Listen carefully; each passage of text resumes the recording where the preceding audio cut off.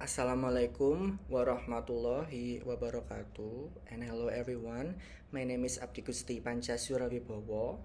I'm from English Poetry 1, Class B, and my student number is 102. In this video, I want to make some poem analysis to a famous poem called Sailing to Byzantium. And this is my title of my presentation, The Journey of the Soul in Sailing to Byzantium by Yeats. And this is the poem. There are 4 stanzas, and let me read it for you. There is no country for old men, the young in one another's arms, birds in the trees, those dying generations at their song. The salmon falls, the mackerel crowded seas. Fish, flesh, or fowl common all summer long. Whatever is begotten, born, and dies. Caught in that sensual music, all neglect, monuments of an aging intellect. An aged man is but a paltry thing, a tattered coat upon a stick, unless soul clap its hands and sing and louder sing, for every tatter in its mortal dress. Nor is there singing school, but studying monuments of its own magnificence. And therefore I have sailed the seas and come to the holy city of Byzantium.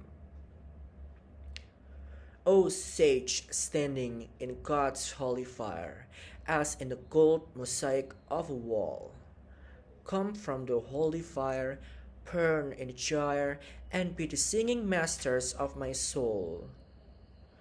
Consume my heart away, stick with desire, and fasten to a dying animal.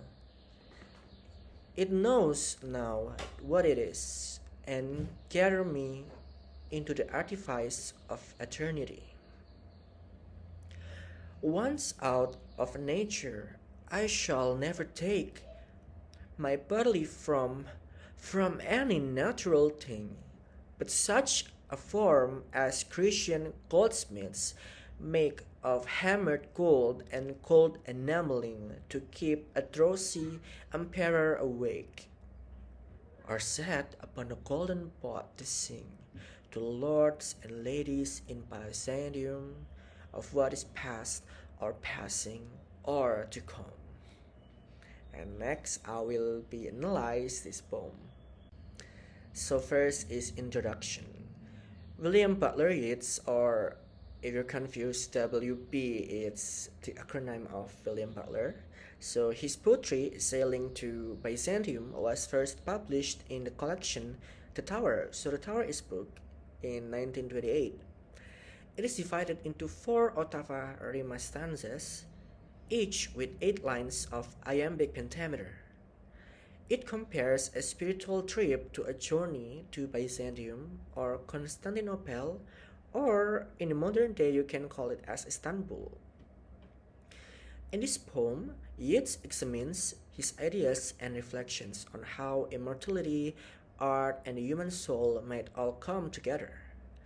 The metaphorical journey of a man chasing his own image of endless life, as well as his conception of heaven, is described in Yeats' Sailing to Byzantium, so this poem, through the employment of numerous poetic styles. The second is elements of the poetry. So Sailing to Byzantium presents the theme of spirituality. Here, the poet refers to a different kind of spirituality that does not center on the concept of asceticism.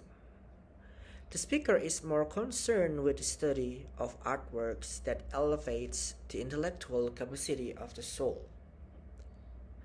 Thereafter, one can find themes of old age versus youth and culture, art, and eternity. So now the analysis. First is illustration. The speaker in Byzantium can forego the natural aspect of his body in favor of the everlasting, spiritual element of his soul. Images of birds singing, cold, and fire are among the poem's motifs. All of these conjure up the idea of immortality.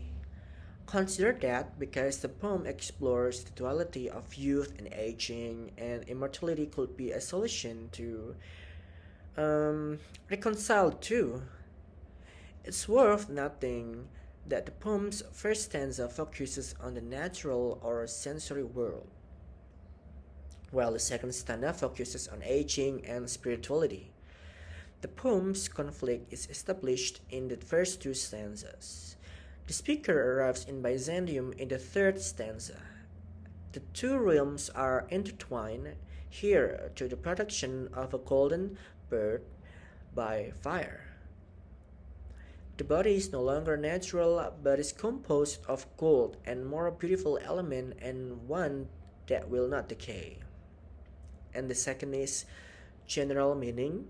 So Byzantium is a poem about the imagined spiritual and artistic rebirth of humanity, which involves the purging of spirits as midnight arrives and their final journey to enlightenment on dolphins across the sea. Much of the poem is symbolic, but organic decay and immortality versus eternal perfected art. And this is the last part of the analysis is detailed meaning. So there is no country for old men, the young in one another's arms, birds in the trees. The poem begins with a declarative sentence in the first line. There is no country for old men. In the second line, Yeats writes, the young in one another's arms, birds in the trees. The speaker's former home sounds idyllic as young people enjoy the pleasures of love. And in those dying generations, at their song, the salmon falls, the mackerel crowded seas. The speaker bitterly tells that all of these creatures will one day grow old as well. Birds, fish, all creatures lead an animal physical life which is spent in procreation. All kinds of creatures are born. They indulge in sex and they procreate. And then fish, flesh, or fowl common all summer long.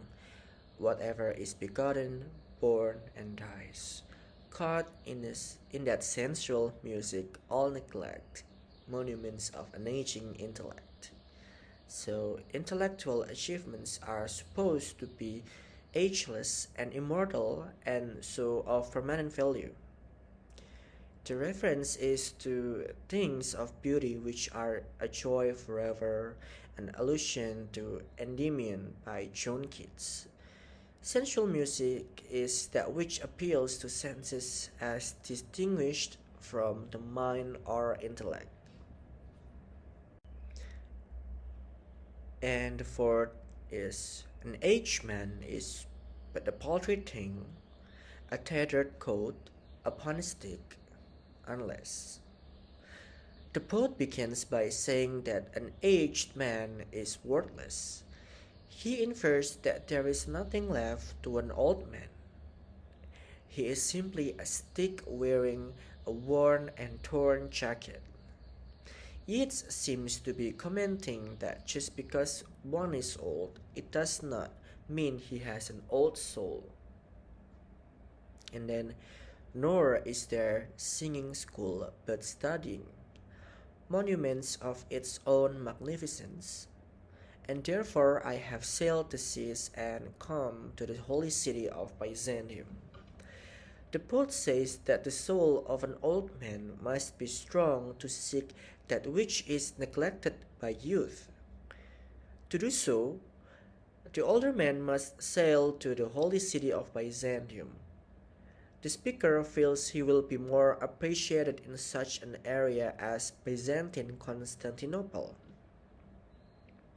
And then the last is, Once out of nature, I shall never take my bodily form from any natural thing, but such a form as Grecian goldsmiths make of hammered gold and cold enameling. So the speaker says he would like to take his form in Grecian arms or enameling, handcrafted by goldsmiths, so that an emperor could spend his rights admiring him in the artwork. He will reject all physical incarnations because all living beings are subject to mortality and death. So here's the conclusions. The fundamental topics of this poem are man versus nature and eternity. The poem depicts two concepts: life's transience and nature's immutability. The speaker wants to live a world where knowledgeable people are misunderstood. The young generation is so preoccupied with life that they are oblivious to what the natural world has to offer. He is intelligent and he understands that man can find peace and fulfillment in nature. As a result, he prefers to leave his homeland and sail to Byzantium, which provides him with enormous joy and the benefits of eternity. Well, I'm just a scholar, so I need references to support my analysis. So this is the references. I took three from website and one from a journal, and you can see it by yourself. I think I have to end my presentation here. Thank you guys for watching. I hope you guys learned something new. Thank you. Goodbye.